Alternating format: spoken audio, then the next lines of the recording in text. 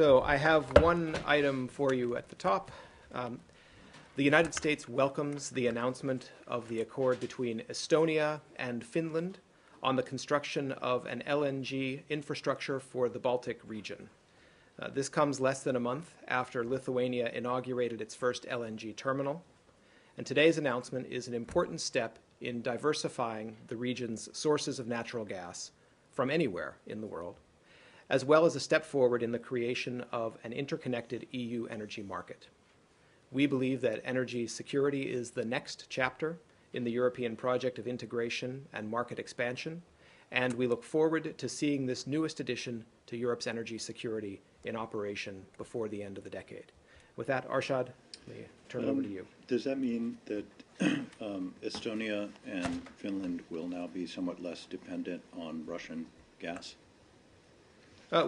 We see this as diversification of sources of natural gas. I'm not going to characterize it further. Okay, but isn't it primarily diversifying away from Russian dependence, from dependence on Russian gas? Isn't that the whole point of this, that the European Union will no longer be so reliant on Russian gas supplies? Well, I think the European Union can comment on their energy policy. I'd like to start with Afghanistan, please. Sure. We have a story out of Kabul saying that the U.S. government is going to leave several hundred more troops than previously planned or announced so as to help support the ISAF mission post-2014. Is that true? Well, as the President announced in May, the United States combat mission in Afghanistan will conclude at the end of this year, and the Afghan government will be fully responsible for the security of their country. We will also draw down our forces to roughly 10,000 troops, which is the fewest number of U.S. troops in Afghanistan in over a decade. And while our combat mission will end this year, we will continue to support the government of Afghanistan as it pursues a future of peace, greater prosperity, and an end to conflict. So, as I think you will recall, the President didn't say about 10,000. The President was quite explicit in giving a number, which was 9,800. Is that not still the number of U.S. troops that will be in Afghanistan after the end of this year? Well, as the President stated in May, the U.S. Force management level for troops in Afghanistan will be reduced to 9,800 in 2015. We are reviewing with our allies and partners troop commitments to the post-2014 NATO mission called Operation Resolute Support, which will train, advise, and assist Afghan national security forces. Now, because of delays in the post-election government formation and the signing of the U.S.-Afghanistan bilateral security agreement and the NATO SOFA, the force generation effort for the post-2014 mission is a few months behind where we had hoped to be. But nonetheless, the United States remains confident that the Resolute Support Mission troops, to include 9,800 troops, will be in place in early 2015. I would refer you to the Department of Defense for the particulars, but the Department of Defense has the flexibility it needs to manage this transition with the basic force management level of 9,800 troops. So, but does that mean that you are going to take some troops from the 9,800 and assign them to places that otherwise might have been filled by other ISAF members? For the exact force laydown and those kinds of particulars, I'd refer you to the Pentagon. Okay, well, just so we're perfectly clear, because you started by saying about 10,000, and then you acknowledged the President's statement about 9,800. Will there be no more than 9,800 troops, U.S. troops, in Afghanistan after December 31st? Well, the level for troops, as outlined by the President in May, is a reduction to 9,800. And that remains the policy as far as that goes. On the flexibility question, I refer you to the Department of Defense, but the basic, what's referred to as force management level, is 9,800 troops for 2015, and that's unchanged. So, but what I don't understand then is whether, does that mean that our story is wrong and that you will not be contributing a couple of hundred extra U.S. troops to the ISAF mission? I mean, can you deny it, that that's not your plan, that you're not going to set aside a couple Well, hundred extra? for the particulars of a force laydown in that in this period, I've outlined that, of course, the generation of forces, the identification and deployment of forces from some of our NATO allies, because of the delays in getting the BSA and the NATO SOFA in place, has experienced a delay of a few months. But as far as how that's managed, I'd refer you to colleagues at the Pentagon or at the White House. And forgive me, I have a few more on this on this general topic. You are, I'm sure, aware of the New York Times story that came out late Friday night and that talked about an expansion of the role that would be played by U.S. forces in Afghanistan after this year. Can you tell us what precisely will be the role of the U.S. forces in Afghanistan after December 31? Well, beyond 2014, the United States will continue two narrow missions in Afghanistan. First, the United States and NATO will transition to a non-combat mission of training, advising, and assisting the Afghan National Security Forces. That's the first. And second, the United States will continue to maintain a counterterrorism capability in Afghanistan to continue to target the remnants of al-Qaeda and to prevent an al-Qaeda resurgence or external plotting against the U.S. Against U.S. targets or against the homeland. So in the first purpose, the President on May 27th explicitly said that the U.S. combat mission in Afghanistan would end this year, not that it would transition to a non-combat mission next year. So I just want to make sure that there's no daylight between you and the President. When you say you're going to transition to a non-combat mission next year, that to me implies that there is still a combat mission that you will be undertaking next year. You'll just be in the process of transitioning out of it. Is that correct? Well, no. So first of all, as the President stated, the United States combat role in Afghanistan will end December 31st, 2014. That remains the case. As of 2015, U.S. military forces will no longer target belligerents solely because they are members of the Taliban. But as the President also made clear, U.S. forces will continue to target the remnants of al-Qaeda in Afghanistan to prevent an al-Qaeda resurgence or external plotting against U.S. targets or the homeland. So if the United States will no longer target somebody just because they're a member of the Taliban, that means that the United States can, however, target them for other reasons, correct? Well, we've always taken the position that that we will be able to take appropriate measures to keep our personnel safe. So, of course, use of force will be limited, but it will be limited to areas where the use of force is necessary to execute those two missions or to protect our personnel.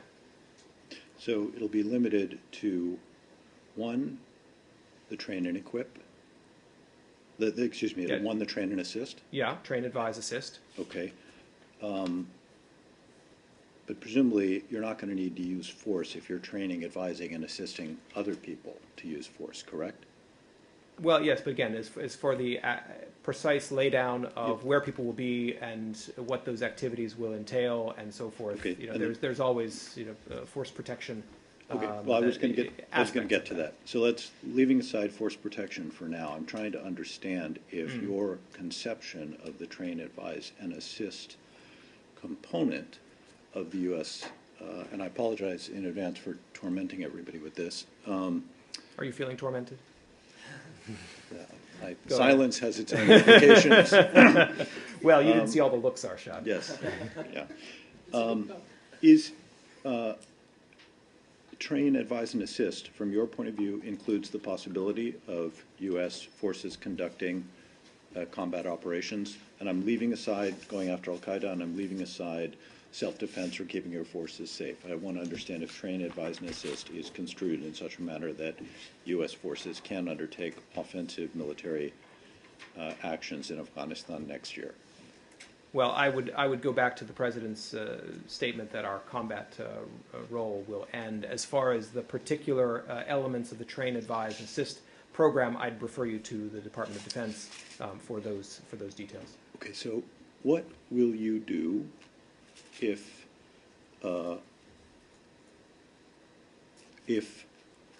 does your conception of the U.S. role, what will you do if the Afghans, for example, if Afghan forces come under attack?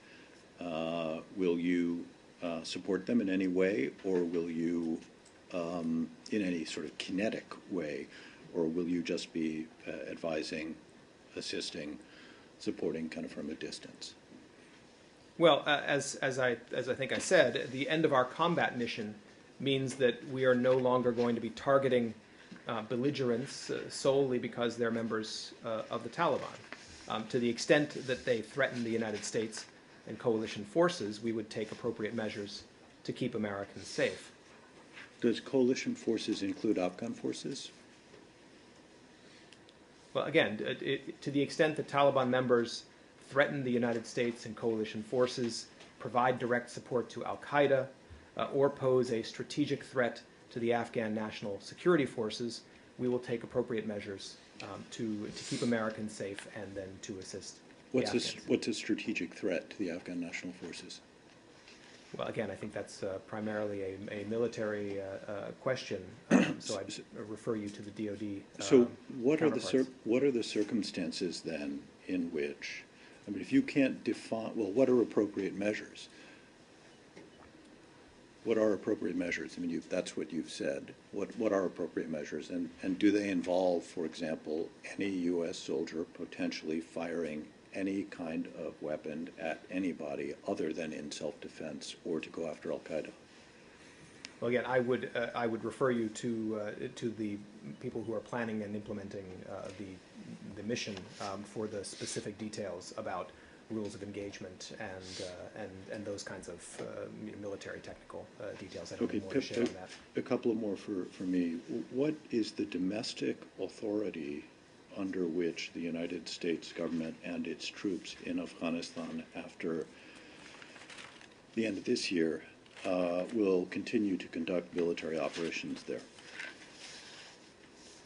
Well, the 2001 authorization for use of military force, it will continue to provide the domestic statutory authority for U.S. military operations beyond 2014. And as a matter of international law, and given the state of the conflict in Afghanistan, the United States continues to consider itself in an armed conflict against al-Qaeda, the Taliban, and associated forces. Does that mean you're at war with al-Qaeda, the Taliban, and associated forces? Well, again, it means exactly what I just said it means. But is armed conflict not war? Not an international lawyer. I'm happy to check and see if there's any distinction between those two terms. But we consider ourselves and still to be, as a matter of international law, in an armed conflict. So the AUMF states that the President is authorized to use all necessary and appropriate force against those nations, organizations, or persons he determined planned, authorized, committed, or aided the terrorist attacks that occurred on September the 11th, 2001, or harbored such organizations or persons in order to prevent any future acts of international terrorism against the United States by such.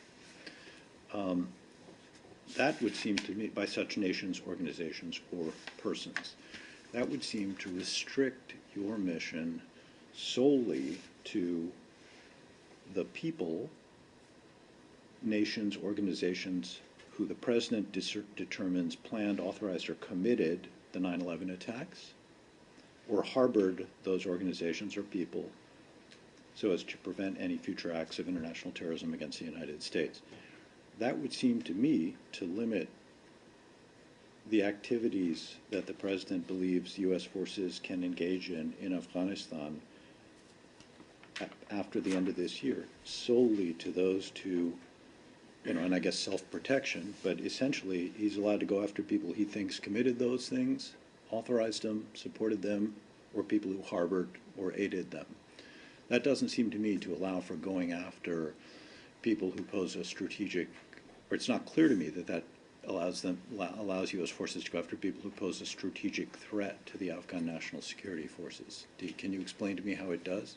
Well, again, I think the AUMF has been the authority throughout the U.S. military presence in Afghanistan. So I don't have anything new to add to our legal interpretation of it. I think we need to move on to other questions. Yes, go ahead, Nabil. Yes. The Mosul governor, Athil Nujayfi, who is in Kurdistan now, he's been there since the ISIS captured the city. He said something very interesting yesterday. He said there's a division, a military division, that's created for the Sunnis, and the United States is training them and providing them with, and they're based in Erbil, and they're being prepared to recapture the city.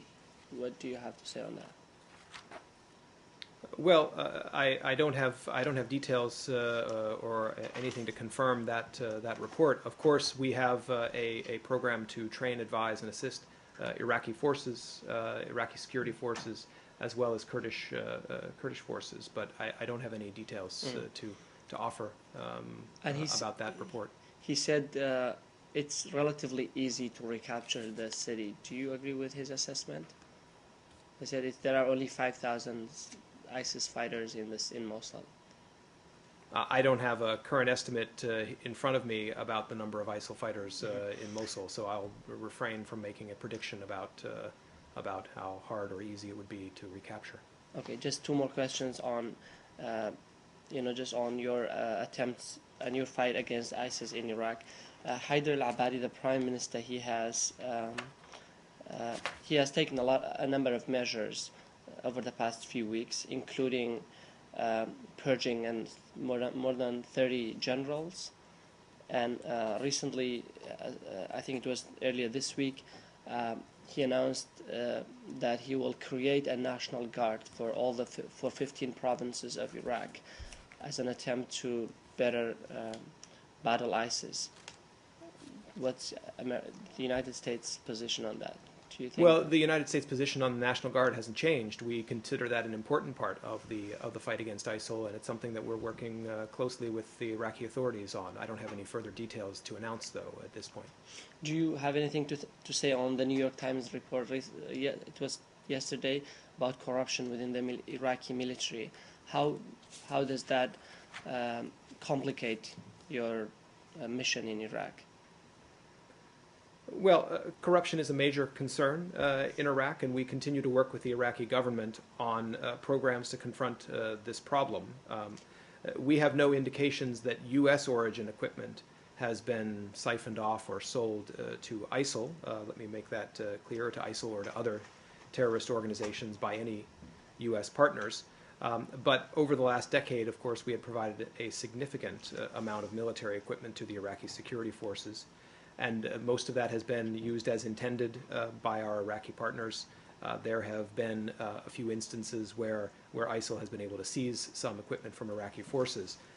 But again, with respect to the question of corruption, that is a major concern, and we continue to work with Prime Minister Abadi and the Iraqi government to that end. Thank you. Okay. New topic?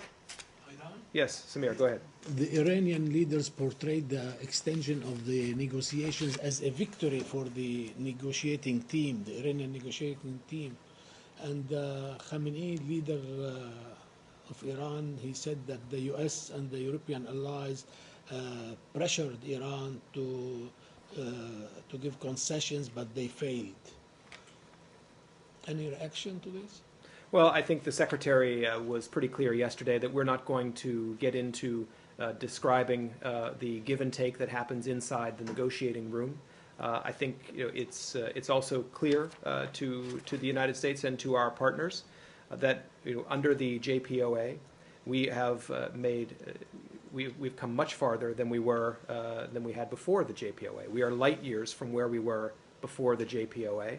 And we are also closer to a deal that would make the entire world safer and more secure. And that's why we are committed to continuing to work toward that end. So the extension is not a victory for the Iranians, is it? The extension is just an extension. It does not provide additional sanctions relief for Iran. We are continuing with the current terms of the JPOA. Now, that includes the release of a small amount of Iranian restricted funds to them in regular installments, but it also requires the steps that they will continue taking to freeze their nuclear program.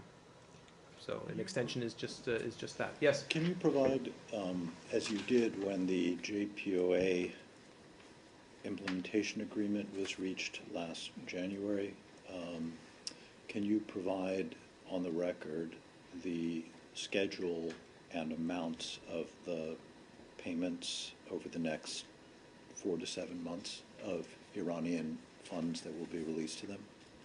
Well, they will continue on a prorated basis consistent with the terms of the JPOA. I'm happy to check and see if that's going to be. Could you? It was actually put up by the U.S. I mean, it was Was it put up by prior this, to that, by but this, it was by this put building? up. It was put up by the Treasury, I think. Yeah, I think that would be right. Yeah, but the Treasury in this matter acts, I think, at the direction of the State Department, which has the lead in the negotiations. So, if you would take the question, I'm happy Yeah, to we're ask happy. Treasury Yeah, we're happy. too. Yeah, we're happy to check and see Okay. if there's Thank- if there are plans Thank to you. do so. But again, the terms of the JPOA Right. continue, so shouldn't be any surprises there. New topic? North Korea. Yes. It is reported that North Korea may resume nuclear fuel reprocessing. Do you have anything on that? I'm sorry. What's the Nuclear- report? What's the nuclear- report that you're referring to? Nuclear fuel reprocessing, on they're prepared to make nuclear test. But where have you seen the report? Where's the report from? That is the report from at one of institution of research in United States. It's 2 days ago they reported that. But I'm not sure they exactly when and where, but that they have some movement. In those Well, I countries. don't have anything to confirm the report to which you're referring. Our position on the DPRK's nuclear program is clear. The DPRK's continued pursuit of a nuclear program is a clear violation of the relevant UN Security Council resolutions. It is contrary to the commitments of the DPRK under the September 19th, 2005 joint statement. And of course, the United States and all of our international partners continue to call on the DPRK to comply with its commitments and its international obligations, which includes by taking irreversible steps to abandon its nuclear weapons and all existing nuclear weapons in a complete and verifiable manner.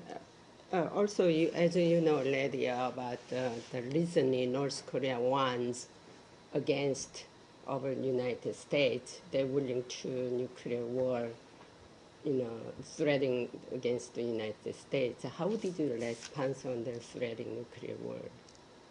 I'm sorry, which threat are you referring? Is this a new? Nuclear war, threatening against the United States, North Korea. Well, again, officially our announced. position hasn't changed, and I think we've spoken to this in the last few days. North Korea will be judged, by its actions, not by its words, and the principal objective, the primary objective, of course, is the denuclearization of the Korean Peninsula, and North Korea has steps it has to take consistent with the joint statement and the UN Security Council resolutions. I don't have anything further to add, though, beyond that. The path, though, is clear, and the obligation, the burden rests on North Korea. Any other? Yes? Go ahead. New bombing in Libya. In Libya. So you're referring in Tripoli. Correct. Correct. Yep. Yes. So we are aware of reports, and we are seeking more information. We're not able to confirm the details, We, however, would condemn all acts of violence, as we stated most recently on November 7th in the joint statement along with our partners from Canada, France, Germany, Italy, Malta, Spain, and the UK. We urge all parties to cease all military operations and to refrain from taking any steps which would increase the polarization and division inside Libya. And that includes the internationally recognized government led by Prime Minister Al-Thani? Again, we urge all parties to cease all military operations. We support the implementation of UN Security Council Resolution 2174 to address Libya's peace and stability, and we think that these are political problems. They require a political solution. And are you aware that the Prime Minister has said that it was the government's Air Force that conducted this attack? We're aware of those reports, but again, we're seeking more information and aren't able to confirm those details. Yes? Sorry, just a couple more questions. One question on the tribes that the United States is considering to arm in Anbar. I think you have allocated more than $20 million to arm those tribes, according to the New York Times. Like, how's that going to work? Is it going to be a direct training and arm, or is it going to be something that will be done through with like the Iraqi government in Baghdad? Because those tribes, as you know, are really very suspicious of the government in Baghdad because it's a Shia-led government. That's how they view it. How is that going to work? Well, we have been clear that we expect Sunni tribal forces to be part of the process. The Iraqi government has also made clear that it understands the Sunni tribal forces are going to have to be part of the effort to defeat ISIL, and also for the security of their own provinces. And as far as the particular implementation details, my colleagues from the Department of Defense would be better placed to comment on that. But I would say as well that if you look at the steps that have been taken, including just a couple of weeks ago at the Al-Assad Air Base in Anbar province, Parliament Speaker Jabouri and about 350 tribal leaders and military officials marked an agreement by the government of Iraq to arm and pay Sunni tribal forces in this united effort to defeat and destroy ISIL. So these tribal forces, though, will coordinate their operations with the Iraqi army. Does the State Department maintain any level of relationship with those tribal leaders?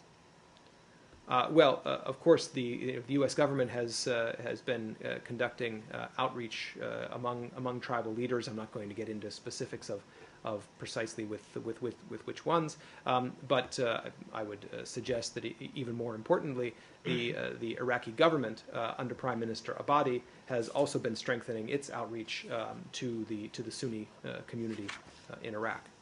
So, do you think if it happens, if you arm the tribes in Anbar, it would be something similar to what you were doing with the KRG, arming the Peshmerga? You consult with the government. I'm not going to draw those kinds of comparisons. I think this will be a program that's tuned to the particular needs and the circumstances in Anbar province and with the Sunni tribes. Can I just ask one? One more, and then I think we're going to move on. Yeah.